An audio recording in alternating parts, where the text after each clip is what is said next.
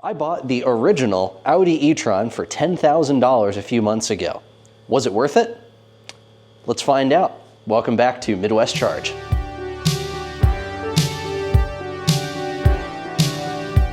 So as I just mentioned in the intro, a few months ago we purchased a 2019 Audi E-Tron. And, well, it's been quite the vehicle. There's been a lot of ups, a lot of downs. It's not a perfect car by any stretch of the imagination, but it is reasonably large. We wanted something larger than our Model 3 that we have, and we've been using as our primary vehicle for a little bit now. It has all-wheel drive, and it is relatively inexpensive to fuel.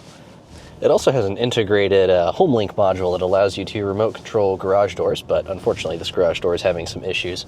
I'm guessing because it is like 10 degrees Fahrenheit outside. So yeah, that'll cause issues when it's really, really cold, but that's all right. So from a driving perspective, what's the car like? I'd say it's pretty good, actually. It's got, like I said, all-wheel drive. I think it has just a hair over 400 horsepower in sport mode, high 300 horsepower in normal mode, 0 to 60 in 5.4 seconds, which is plenty quick, definitely quicker than necessary.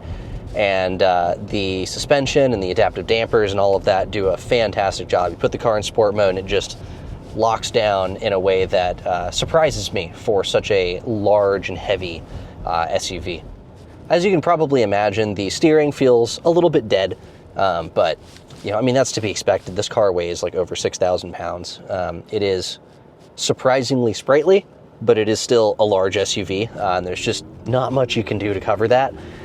So yeah, it's comfortable. It is more enjoyable, certainly more enjoyable to drive than I expected, but certainly not perfect. And the driver assistance leaves a lot to be desired, actually.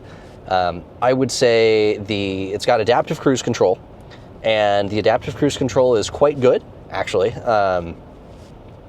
It's a little bit harsh on the stopping when it approaches stopped traffic, but most systems do that, especially from the late 2010s, when ADAS was a lot more basic, or at least the expectations of ADAS were a lot lower than they are today.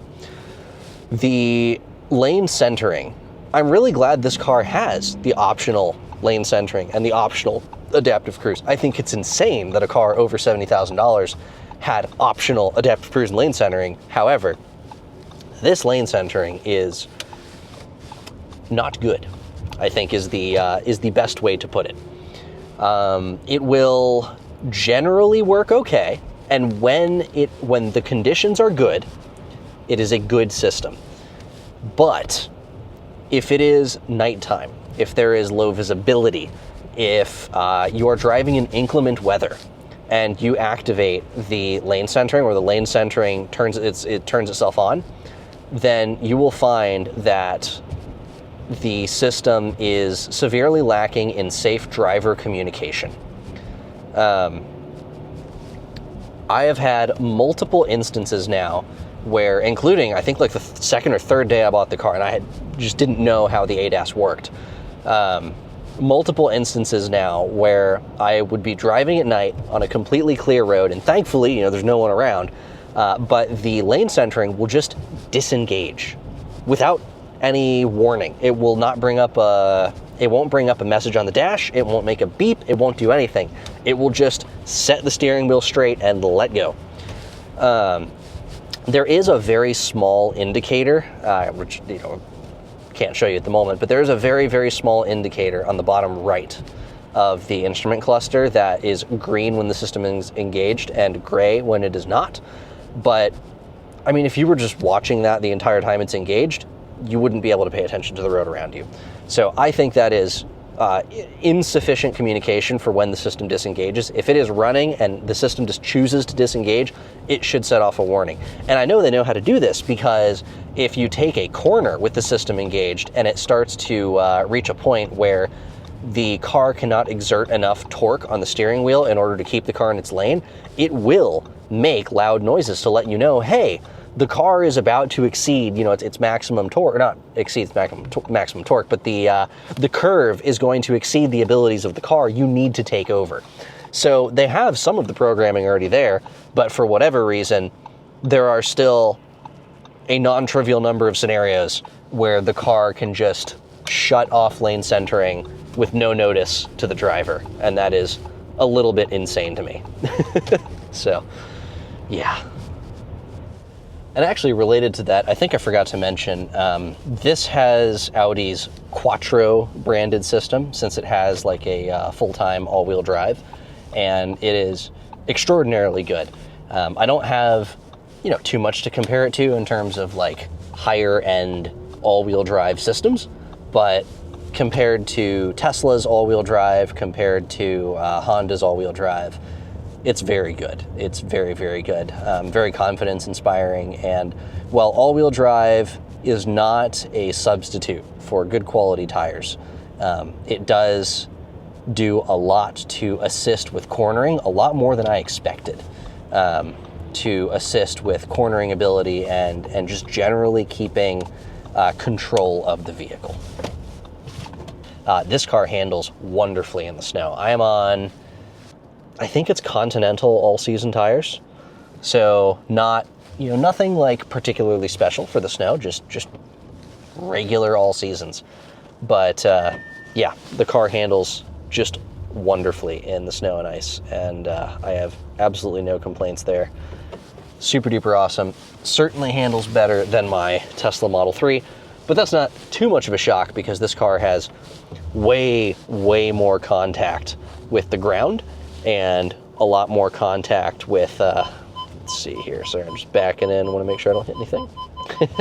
But yeah, it has a lot more contact with the ground and it has better grip with the tires. The tires on this car just are nicer than the ones on my Model 3. I need to actually replace my Model 3 tires here soon. I'll probably make a video about it when I do it. Looking at some tires with like an 80,000 mile warranty, see if it's good, but right, so I forgot to mention, why was the car so cheap? So I did cover some of it. I think the battery, the service battery indicator on the dash certainly played a large part of it. The car also was a high mileage vehicle. It came with, I think, 118 or 119,000 miles, so the battery, high voltage battery warranty was almost gone. And it also only came with one key, and it's an Audi. So it may have only cost me $10,000 so far, but this was originally an $80,000 car. And I do believe that the old school wisdom of a cheap luxury car is not a cheap car definitely holds true. And while this car has been awesome so far, I would not be surprised if sometime in the next 12 months something breaks. The headlights, one of the air suspension struts, any number of things in this vehicle that could cost almost as much, if not as much as we paid for the whole car.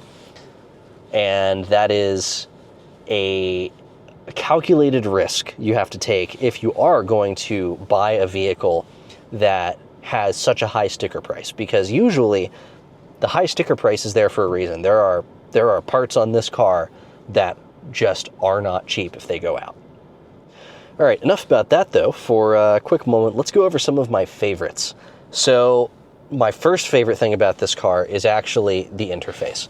I absolutely love this whole look, the screens, the very configurable instrument cluster. So I have it set away from the default and on, I think they call it the E-Tron instrument cluster. And if I click the view button here, I can get a, I think they call it the Audi digital cockpit. And basically you get a like entire map, your speed and your battery go down to the bottom right, and your miles remaining and your instant power output along with your gear go to the bottom left. This is super duper cool, really looks awesome, and makes it easier to just double check if you're on the right road. When you're driving, it's just a quicker glance, you know? I don't think there's like a, huge reason to have one of these, but it's cool. I like it. So yeah, that's one of my first favorites. My second favorite is the air suspension, being able to configure and change it, make it higher or lower depending on the conditions. So right now we are in all road because It is snowing outside. There is lots of snow. It's very slick. It's like 14 degrees out or something. It's going to be 2 degrees tonight. So I've got all road on. So that makes, I believe, the 4-wheel drive system more responsive to, changing weather conditions. And it also raises the suspension to 4 out of 5. I think that puts it like 8 or 9 inches off the ground, something like that. It's pretty high up. It's kind of nuts. And my third favorite thing is actually the DC fast charging. While it's not groundbreaking today, it was, I believe, the fastest charging car when it was released at 150 kilowatts, and the curve is basically a shelf. I call it a charging shelf in this car because it just stays basically flat out near 150 kilowatts in that 140 to 150 kilowatt range from almost zero to like 74 or 75%, something like that. And it just holds the entire way. And then it starts to come off, but it has these huge buffers at the top and the bottom of the battery pack. So even when it's top charging, it's still relatively quick. You can be at 90% battery doing like almost 100 kilowatts, 95% doing like north of 50, I think almost 60 kilowatts. I mean, it's wild. So that part I absolutely love because it is such an inefficient vehicle that having very, very strong charging really helps make up for it. As an example here, you can actually see, so I have driven 10 miles in the last hour or so, and we have achieved an efficiency of 1.5 miles per kilowatt hour. 1.5. I mean, that's insane. So at this rate, I would have a range of like, I mean, what would that even be? Like 125, 130 miles, something like that, from where I'm at now. And I usually charge it to 90% in the winters, 80% in the summers. That's just bonkers. So yeah, so having a strong charge curve really, really helps with that. It does not charge as fast as the Model 3. It does not road trip as fast as the Model 3. However, it still charges relatively quickly, and it still road trips relatively quickly. So I think it is in the good enough category. It's not painful like a Chevy Bolt, but it's also not blink and you miss it like a Model 3 or an Ioniq 6 or some other fast charging EV like the new Lucid Gravity. All right, now let's go over 3 things that I actually really dislike about this car. First, the tires. I have not had a vehicle with tires this large ever, actually. It's on the optional 20, I think they're optional, 20-inch wheels. And I priced out some tires, and I think it's like north of $1,200 to get 4 new all-seasons. And I'm sure some of you in the comments are going to be like, Antonio, $1,200 is not that much. And you're probably correct in the realm of like 20-inch all-season tires. But I've never had 20-inch all-season tires before. I think the largest I've had is 18s, and that's on my Model 3. Before that, I had 16s on my Bolt. I had 14s on the car before. It actually had a Toyota Echo that had 14-inch tires. So the whole like large tire thing, I'm just not super used to it. Yeah, like I was looking at 4 new tires for my Model 3, and it's $800, which still feels like a lot, but that seems like reasonable. But north of $1,200 is just crazy. So yeah, not a huge fan of that. And then number 2 is something that maybe you guys can help me out with. If one of you guys watching this has an e-tron, tell me if this is normal or not. So I did a deep dive, and I don't believe that this car has actually, I know this car does not have the optional cold weather pack. So I don't have the additional second PTC heater. So if I understand the system correctly, there is a main air conditioner and there's an auxiliary air conditioner. Or maybe the auxiliary is just the main running in a like lower mode, I'm not sure. And then there is a main heater and an auxiliary heater. And because I don't have the auxiliary heater, when I DC fast charge this car, no heat goes into the cabin while the car is running. So I think what I have to do is roll up to a charging station, shut down the car, plug in the car, let it start communicating and start charging. Then the heater will kick on and it will start heating up the battery, but it won't heat up the cabin. So when I come in and I power on the car, it won't heat the car even if I turn on the climate control. So then I have to shut down, I'll actually show you. So then I have to shut down the car, and I have to click on auxiliary air conditioning and then hit immediate start. And that will get me 30 minutes worth of heat. I'm not actually plugged into a charger right now, so I can turn it back on. But that is the only way that I have found to heat the cabin in the winter, and that seems like kind of insane to me. Always going to be a step ahead of... All right, sorry about that. Had a podcast going. But yes, that seems really weird to me and convoluted, but then that leads me into my next dislike, which is the software. This software is kind of a tragedy. I love the screens. I love the technology, but we have an entire, like, I don't even know, almost 10-inch screen dedicated to HVAC controls. And when I try to control the rear, because it has 4-zone climate, which is nuts, I have to click the 3 dots, which does not bring up a context menu on the screen that I'm using. It brings up a context menu on the main infotainment screen. I click rear, which then brings me back down to here, which it's currently off, so I'll just switch that. And this is where I can then change. But now I can't just close this, because when I close this, it doesn't close the rear mode. So now I have to hit rear mode exit, and now I'm back to my regular HVAC screen. What kind of user interface is this? I mean, that's just crazy to me. And I'm sure some of this is coming from the fact that I daily drive a Tesla. It has very tightly integrated software, and a lot of this stuff gets kind of figured out. Plus, my previous vehicles were relatively basic. I had a Chevy Bolt before this, and I just never interacted with the infotainment system. I would plug in my phone, use Android Auto, call it a day. I think it had dedicated HVAC buttons, so it was like no problem at all. This car, on the other hand, there's just so much crazy stuff. So there is a dedicated like cruise control stock here, but this cruise control stock does not have the lane centering on it. The lane centering control is on the end of the turn signal stock, so I have to click that in order to enable or disable the lane centering. And then in order to enable or disable the auto high beams, in order to enable or disable the auto high beams, I have to go into, let's see if I can even remember how to do this. So if you're home, you go home, vehicle, lights and visibility, and by the way, you have to be in park for this. Exterior lighting, automatic headlights, high beam assistant.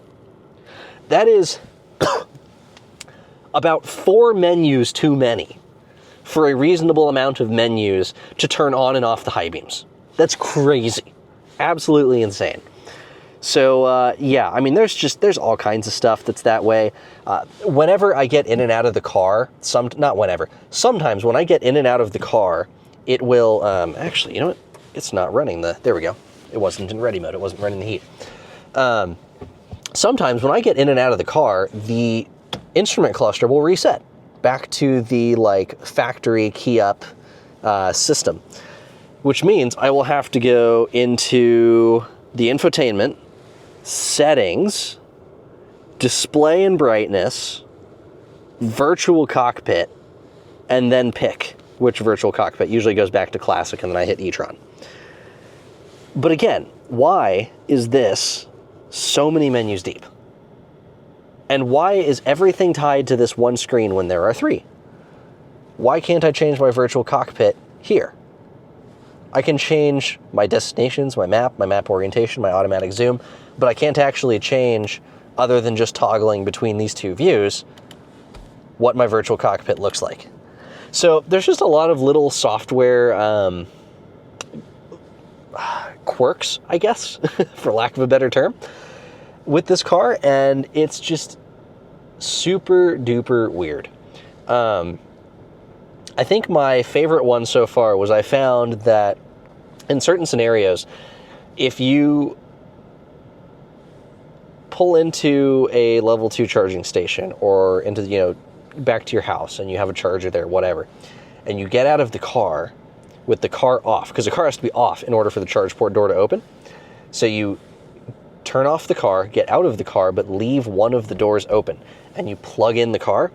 sometimes that will cause the charger to fault, and then, or the charging module to fault out, and then it won't charge at all. And so you have to unplug the charger, close all the doors, let the car sit and automatically reset after like 3 or 3.5 hours, and then try to plug it back in, and then it will charge. That's just, again, insane to me. I cannot believe that they made a car that does that, but here we are. So anyway, the last point I'll cover is road tripping. This car is amazing for road trips. Takes twice as long to charge as my Model 3 overall on a long drive. Say from Ohio to Florida, it takes, I want to say like an hour and a half worth of stopped charging time in order to get from point A to point B in the Model 3 long-range rear drive, versus the e-tron, which takes 4 hours and 15 minutes or 4 hours or so of charging in order to get from point A to point B. However, this car is so dang comfortable. I mean, the air suspension, it just glides over the pavement. I mean, you feel almost nothing. The cabin insulation, second to none in terms of sound. I mean, it is like, and this is the Premium Plus. This is not the Prestige, which means I believe I am missing the laminated glass and what's the other one? Oh, I think they do a special acoustic windshield glass too. Not that it would matter because this is a replaced windshield, but yeah. So this is the trim level without the additional silencing, and this car is just utterly quiet, absolutely amazing, just incredible. This car is a joy to road trip because you can just open up the panoramic roof. It has a little built-in motorized shade, which is nice. Just cruise down the road and just jam out. Oh yeah, this also has the upgraded, I don't know, some brand name sound system. It works fine. But yeah, this car is just a wonderful road tripper. It is not the fastest. It will never be the fastest. The real strategy is like pull in with, 10%, 20% battery, charge up to like 80 and then roll. But it's so comfortable. The charging is so repeatable. It's just so easy. And now the car has supercharger access, which Audi announced, I think like 5 days before I took delivery of this car. Made me so happy because I don't have a problem with CCS infrastructure. In fact, I quite like using CCS infrastructure, but the convenience of superchargers cannot be overstated, especially because the original Audi e-tron is a 400-volt class vehicle. So it doesn't have to do any special, run the power through a motor to turn up the voltage or anything like that. It works perfectly in the 0 to 500-volt range of the supercharger network for the V3s and the V3 Pluses. The V4 chargers, not the dispensers. These are the white. Those right there are the V3.5 charging sites with V4 dispensers and V3 power conversion hardware. But the actual full-fat V4 stations, which are coming soon, right now they just have the one station in California. Those will work with other e-tron models, the A6. The A6, S6 e-tron, the e-tron GT, which is basically just Porsche Taycan, all the other high voltage e-trons. But yeah, for now, works awesome, makes it just so much more convenient to travel, and yeah, it's great. In conclusion, the e-tron is not a perfect vehicle. It is certainly not without its faults and flaws, but it is a great car. It is a good size. It has great features. And it is a fantastic, practical second vehicle, or at least that's how we use it. And yeah, I would say it fits that role perfectly. So, thanks for watching, and I'll see you again on another video. Bye. Also, this car gets bonus points over the Tesla because they actually let you turn traction control off, which is awesome. So if I switch over to, let's see here if I can remember how to do it. Oh yeah, right, it's not in any one of the three screens, it's actually a touch button. So if I click that, you can see ESC Sport, warning limited stability. Maybe do I need to hold it? I forget. There we go. Now we have ESC off. Limited warning, limited stability. So the snowplow dude has gone away. So let's sneak in a couple quick little maneuvers here. So we'll go into drive, and here we go. Just do a couple little slides, and you can see it just flies. I mean, it absolutely spins. It's wonderful. So, yeah, super duper fun in the snow. Super duper fun. All right, let's get out of here before we get in trouble.